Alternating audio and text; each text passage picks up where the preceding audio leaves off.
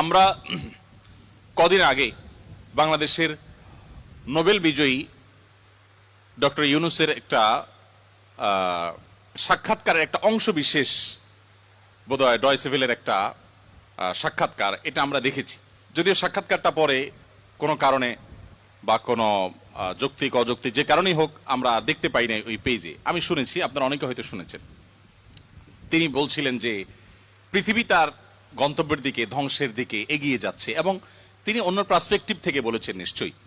কিন্তু আল্লাহ রাব্বুল আলামিন যা বলেছেন সেটি আমাদের সবাইকে উপলব্ধি করতে হবে এবং সেই গন্তব্যে আমাদের যেতে হবে। আমরা যাচ্ছি সেদিকে।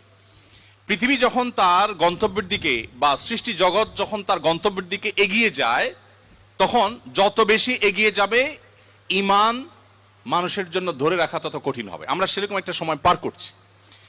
আমাদের বাপ দাদারা যারা ছিলেন তাদের ঈমানের যে অবস্থা ছিল, তাদের মধ্যে সততা যে